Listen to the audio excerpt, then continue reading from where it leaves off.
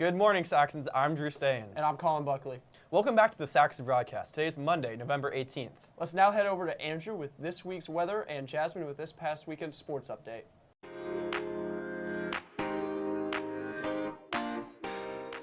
Hey Saxons, I'm Andrew with this week's weather. Looks like we're finally seeing some proper fall temperatures. Expect highs in the 50s to 60s and lows in the 40s. Looks like the temperatures are cooling down on Saturday to a chilly low of 30. These cool temperatures in the morning, so make sure you bring a jacket when heading to school. Conditions are cloudy throughout the week with the chance of showers on Thursday and Friday. The sunset is at 4:55 p.m. That's all from me. Now back to Jasmine of Sports.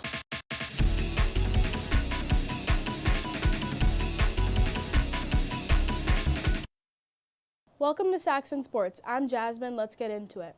On Thursday, our boys basketball team will be kicking off their season with a scrimmage at Lightridge at 7:15 p.m. Also on Thursday, our girls basketball team will be scrimmaging at Osborne High School at 7 p.m.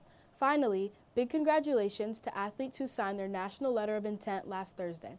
Good luck to all athletes competing. Now back to Drew and Colin. Want to make an impact on the Langley community? Join Overheard Langley. This club is about helping you navigate your class selections by hearing real peer experiences.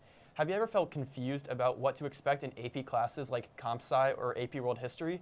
Well, you're not alone. The founders of Overheard Langley know exactly how that feels. They've been there, and that's why they created this club. They're currently in the process of recruiting members, so if you're a sophomore, junior, or senior, you're eligible to join. Sign up using the QR code displayed on the screen. Best Buddies will hold their November all-member meeting on Wednesday, November 20th, in the cafeteria after school from 3 to 4 p.m. Come out and join for the fall crafts and connections. Teachers are some of the most important people in our lives and lead us through our childhood, so it's important that we're grateful for all they do. With that, let's now head over to our reporters to learn more. Our hardworking teachers work day in and day out, and we don't think they get enough recognition. Today we're going to be asking students what they appreciate most about their teachers and what teachers do for them that they might not know about. Mr. Dean, because he's really nice and he helps me with a lot.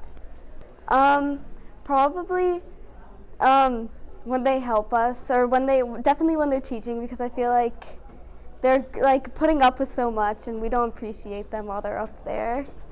I'm Ann Giller, Wilde everyone calls me Profe, and I teach Spanish. I don't know, I guess a lot of it is I usually teach a bookless curriculum, so everything we do in class is usually, hand created and so forth. Besides that, I try to keep work at school. I try not to work at home, but sometimes I have to. What do you do? I think just coming to class with a positive attitude is probably everything, and that's what makes a class.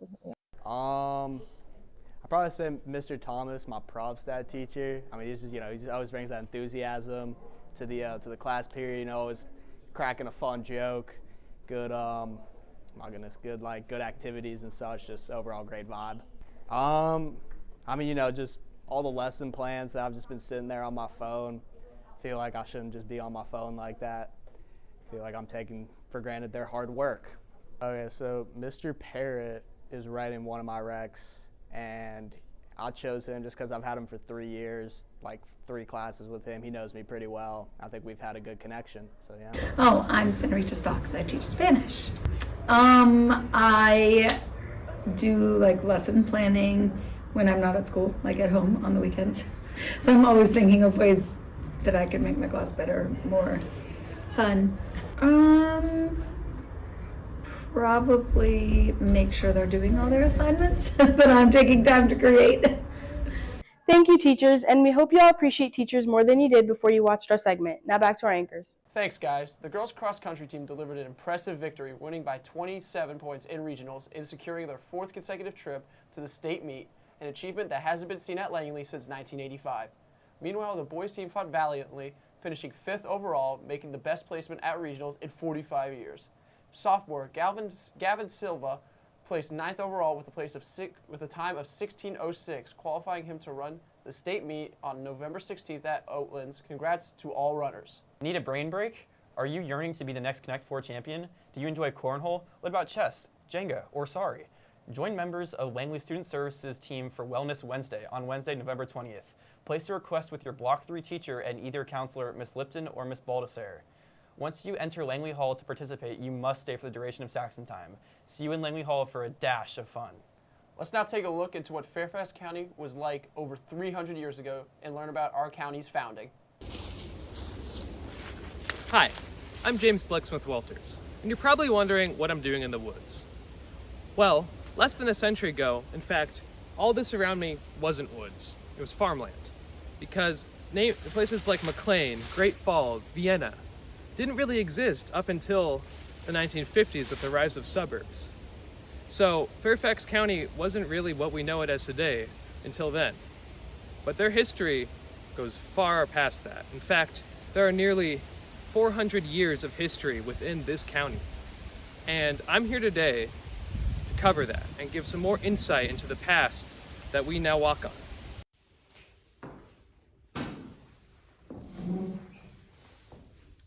Now, the story of Fairfax County doesn't begin in Fairfax County, or in Virginia, or in the US. No, it begins across an ocean on an island embroiled in war between two conflicting ideologies. The very first chapter of our story unfolds amidst the fires of war.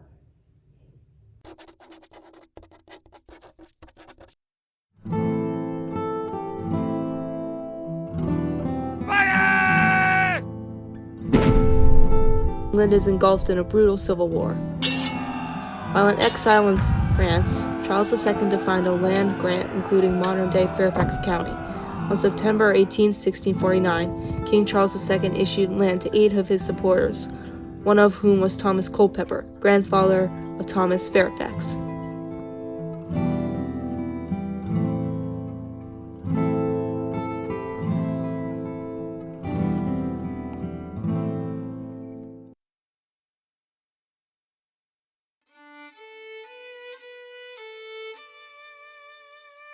In early 1673, a new charter was given to Thomas Lord Culpeper and Henry Earl of Arlington.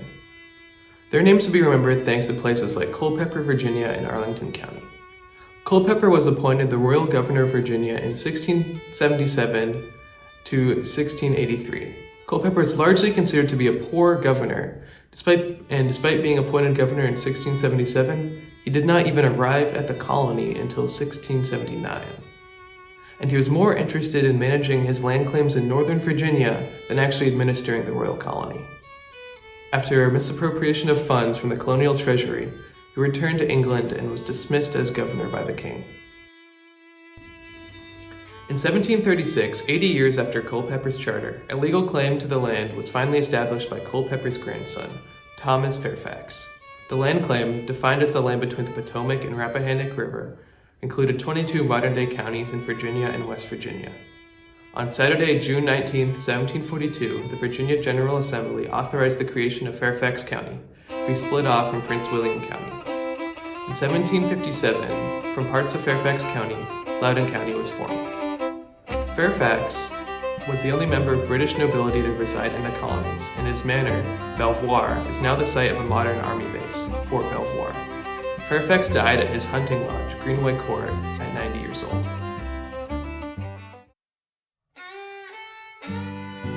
Fairfax County has a rich history that spans over 380 years. While local history is often overlooked, the places we call home are often more connected to the past than we realize. To learn more, be sure to visit Fairfax County's website, where you'll find a wealth of information about our county's history. Remember, history is being made every day, so make sure to leave your mark. Thanks for watching, Saxons.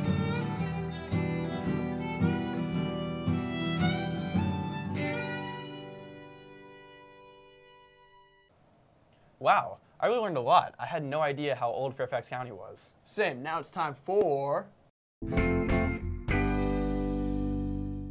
Last Friday's senior birthday was Vincent Palladini. Happy birthday! Follow us on Instagram at Saxon Broadcast and our TikTok at Saxon_broadcast. If you would like to submit an announcement to be aired on the Saxon Broadcast, use the QR code on the screen to fill out a form. Now that's all for today. Have a great day, Saxons!